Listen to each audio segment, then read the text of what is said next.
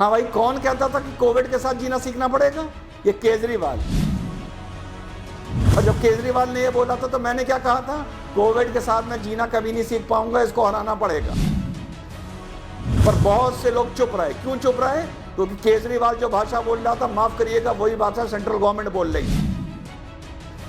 क्या ये कौन सा तरीका था कोविड के साथ जिलाओ? अब जियो दिल्ली में कोविड के साथ, जियो, दिमाग ठिकाने आ गए। कल का बयान देख लिया, 5 लाख हो जाएंगे, 3 लाख हो जाएंगे, 1.5 लाख बेड चाहिए, 1 लाख बेड चाहिए, 6,000 बेड में छींके आ गई। मुख्यमंत्री दिल्ली का झूठ बोल रहा है। 20 दिन पहले बोल रहा था 50,000 पेशेंट्स को हम हैंडल करने के लिए तैयार हैं। 20 दिन बाद कह रहा है 3,000 बेड है और 250 हमारे पास वेंटिलेटर है। इस हिसाब से तो अगर मैं वहां का मुख्यमंत्री होता तो मैं कहता मैं 10 लाख पेशेंट्स को हैंडल करने के लिए तैयार हूं, 5,000 को एडमिट कर लूंगा और 9,95,000 को घर भेज दूंगा कि बेटा जाके घर में काढ़ा पियो। मजाक में कन्वर्ट कर रहे हो, कॉमेडी बना रहे हो उसकी। नंबर 1। नंबर 2, कोविड पर आते हैं। हाँ भाई, कौन कहता था कि कोविड के साथ जीना सीखना पड़ेगा? ये केजरीवाल। और जब केजरीवाल ने ये बोला था तो मैंने क्या कहा था? कोविड के साथ मैं जीना कभी नहीं सीख पाऊंगा, इसको हराना पड़ेगा। पर बहुत से लोग चुप रहे। क्यों चुप रहे? क्योंकि केजरीवाल जो भाषा बोल रहा था, माफ करिएगा, वही भाषा सेंट्रल गवर्नमेंट बोल रही थी। क्या ये कौन सा तरीका था कोविड के साथ जिलाओ? अब जियो दिल्ली में कोविड के साथ, जियो, दिमाग ठिकाने आ गए। कल का बयान देख लिया, 5 लाख हो जाएंगे, 3 लाख हो जाएंगे, 1.5 लाख बेड चाहिए, 1 लाख बेड चाहिए, 6,000 बेड में छींके आ गई। मुख्यमंत्री दिल्ली का झूठ बोल रहा है। मुकदमा होना चाहिए, सुप्रीम कोर्ट को सुओ मोटो कॉग्निजेंस लेना चाहिए। 20 दिन पहले बोल रहा था 50,000 पेशेंट्स को हम हैंडल करने के लिए तैयार हैं। 20 दिन बाद कह रहा है 3,000 बेड है और 250 हमारे पास वेंटिलेटर हैं। बाकी लोग कहाँ हैं? घर पर हैं।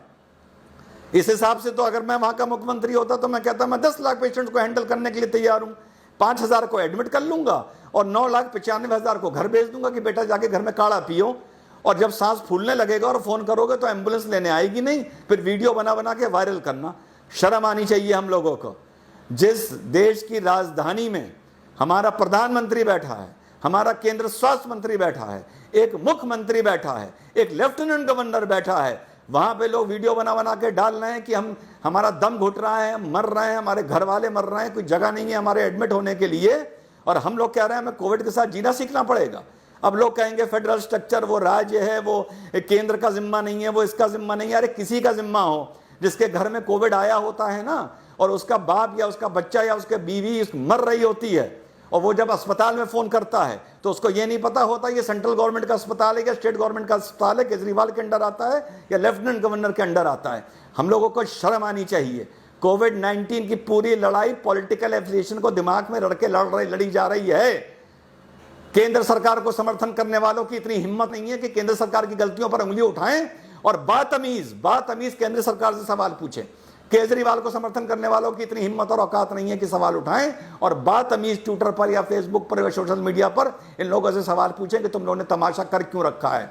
तुम लोगों ने देश को कोविड-19 की लड़ाई को लेके लावारिस बना दिया है। मानो या न मानो, किसकी कितनी गलती है ये आपस में तय करते रहना, ठीक है? तो वो बात तो दिमाग से अब निकाल दो कि कोविड के साथ जीना सीखना पड़ेगा।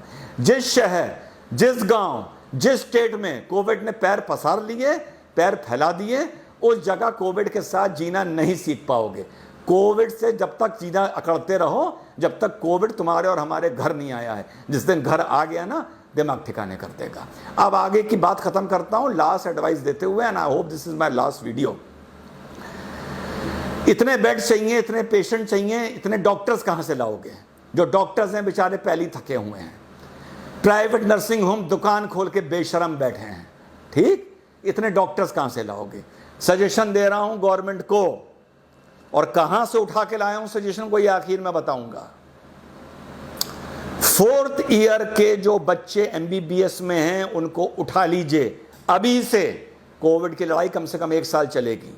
मान लीजिए 5 साल का कोर्स होता है। 4th ईयर जो पास आउट कर गए हैं वो लगभग डॉक्टर बन गए हैं। 1 साल का स्पेशलाइजेशन कोर्स उनका बचा हुआ है, ठीक? बेसिक चीजें उनको सब आती हैं। कोविड की लड़ाई में हमको स्पेशलाइज चीजें लेनी चाहिए। BP लेना, इंजेक्शन लगाना, दवाई देना, वेंटिलेटर लगाना, पल्स देखना, टेम्परेचर देखना, वगैरह वगैरह वगैरह। इससे ज़्यादा ज़रूरत नहीं होती। जो लोग होम आइसोलेशन में, घर में अगर एम्बुलेंस जा रही है उनको चेकअप के लिए जाना, विजिट करना, लैब्स में ड्यूटी लगाना, इन लोगों को, बच्चों को, 4th ईयर के बच्चों को उठाइए, कोविड की लड़ाई में इनको इन्वॉल्व करिए, बीच की पढ़ाई इनकी 4th ईयर के बाद ब्रेक करिए, अभी जो सेशन शुरू हो रहा है। एक झटके में हिंदुस्तान में हज़ारों डॉक्टर खड़े हो जाएंगे, अलग अलग इनकी ड्यूटी लगाइए। साल भर के बाद, आफ्टर 1 ईयर मीन्स जून 2021 में ये अपने कोर्सेज को कंप्लीट करने के लिए उससे फिर से ज्वाइन करेंगे। और जो ये 2021 में पास आउट होते हैं, अब ये 2022 में पास आउट होंगे। इस दौरान आप इनको जो भी नाम देना चाहें वो दीजिए, जो अच्छा रिस्पेक्टेबल स्टाइपेंड देना चाहें वो दीजिए।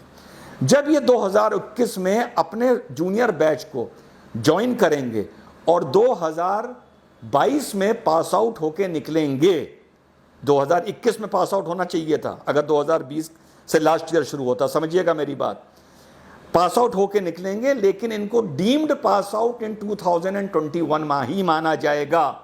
Deemed is a legal term, it is a constitutional term. Deemed pass out 2021, actual pass out 2022। और जब ये पास आउट होकर निकलेंगे तो इनके पास 1 साल का देश सेवा का एंड गवर्नमेंट जॉब का उस टाइम एक्सपीरियंस होगा। So they will have an experience of 1 year. जो मेडिकल रेगुलेशन बोलता है कि आपको 1 साल गवर्नमेंट के लिए काम करना पड़ेगा, plus they will have a degree and plus and later of certificate of appreciation and a medal of appreciation, जो पूरी जिंदगी इन लोगों के काम आएगा। एक झटके में हम इस देश में हजारों डॉक्टर 1 महीने की ट्रेनिंग के बाद खड़े कर सकते हैं। ना उनका ईयर वेस्ट होगा, उनके फेदर इन द कैप लगेगा, उन्हें देश सेवा का मौका मिलेगा, हमारे डॉक्टर्स की हेडेक खत्म हो जाएगी, नंबर ऑफ डॉक्टर्स की। वो हमारे मेन डॉक्टर्स को मौके पे सब्स्टिट्यूट कर सकते हैं, ताकि हमारे जो मेन डॉक्टर्स हैं वो टायर आउट ना कर जाएं, वो फटीक आउट ना कर जाएं। ये आइडिया मेरे दिमाग में कहाँ से आया? ये काम किया था ब्रिटेन ने वर्ल्ड वॉर 1 में। 4th ईयर MBBS के बच्चों को उठा के 1 महीने की ट्रेनिंग दे के अलग अलग शहरों में उन लोगों को डिप्यूट कर दिया गया था। और पास आउट होने के बाद जो भी कॉमनवेल्थ था, उनकी कॉलोनीज थी, और 1 साल का उन्होंने शायद इनसे वर्क मांगा था। उसके बाद वापस लोगों को कोर्स में इनरोल कर लिया गया था और डॉक्टर की डिग्री दे दी गई थी। ये बात मुझे कैसे पता? मेरे दादाजी ब्रिस्टल मेडिकल कॉलेज इंग्लैंड से MBBS कर रहे थे, माय रियल दादा। उनको भी 4th ईयर के बाद इसी तरह उठाया गया था। मिडिल ईस्ट में उनकी पोस्टिंग करी गई थी, इंडिया में भी उनकी पोस्टिंग की गई थी। 1 साल के बाद वो फिर से उन्होंने इंडियाई से अपना कोर्स कंप्लीट किया था। This was the out of box idea जो ब्रिटिशर्स ने इम्प्लीमेंट किया था। आज से गवर्नमेंट को ये सोचना चाहिए कि व्हाट केजरीवाल इज सेइंग, अगर ये ऐसी हकीकत वाकई हमारी राजधानी में हो गई या और 3-4 राजधानियों में या देश में और हो गई, जैसी इस टाइम महाराष्ट्र, दिल्ली, गुजरात, तमिलनाडु में है, तो बेड खरीद लोगे, बेड इंपोर्ट कर लोगे, दवाई इंपोर्ट कर लोगे, मास्क इंपोर्ट कर लोगे, कुछ इंपोर्ट कर लोगे, मेडिकल प्रोफेशनल्स कहाँ से लाओगे? आज से गवर्नमेंट को ये इंप्लीमेंट करना चाहिए, ताकि जून एंड या जुलाई आते आते हमारे पास मेडिकल ग्रेजुएट्स की एक फोर्स हो और वो इस लड़ाई में शामिल हों। This was my idea. तो चाइना के बारे में मैं बोल चुका हूँ। Let us become a responsible nationalist people. अपनी राष्ट्रवाद को ज़रा ठहराव दो, थोड़ी गहराई दो, उकसाने की, चिल्लाने की ज़रूरत नहीं है। और दूसरा, मेडिकल ग्रेजुएट्स गवर्नमेंट कहाँ से उठा सकती है, ये मैंने एक आइडिया दिया है।